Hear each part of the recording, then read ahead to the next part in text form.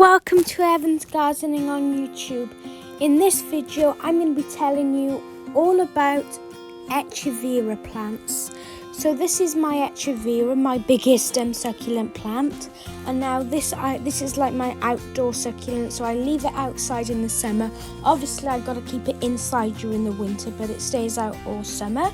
As you can see, it's got loads of lovely flowers. I keep it in full sun, and now it must like where it is, because when I bought it, it had like 2 stems on there, and since I've had it, it's grown 5, so it must really like where it is at the moment.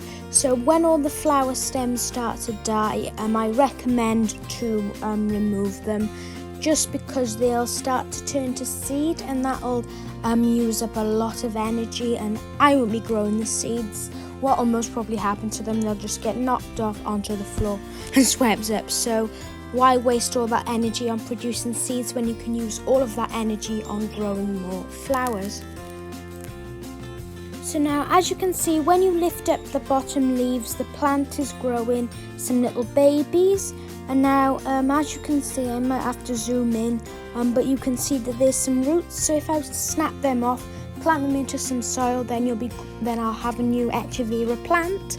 And now the reason that they're a little bit straggly is because the big leaves have been covering them from the light, so that's why they're stretching, trying to find some light. So just push them up, put them into some little pots, just push them in, firm the soil around it, give them a little water every week. I'm going to keep them in the greenhouse just for protection in case they get knocked over.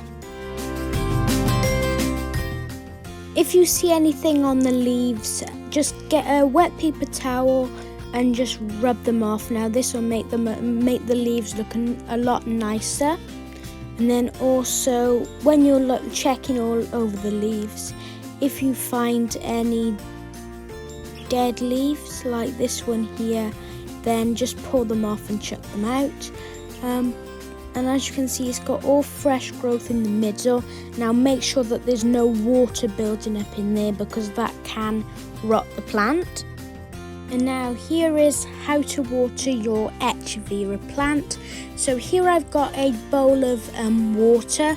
Now tap water's fine, and then you're going to want to just pick up your plant and put it in the water then. And then, because there's holes in the bottom of the pot, it will absorb the water to keep the soil moist. I wouldn't recommend to keep this out in the rain, because too much water can rot it, and I put mine in the bowl every 2 weeks. And now if you want to propagate via leaf cuttings, this works. Just pull off a leaf and put it on some soil. Hope you found this useful. Have a nice day. Goodbye.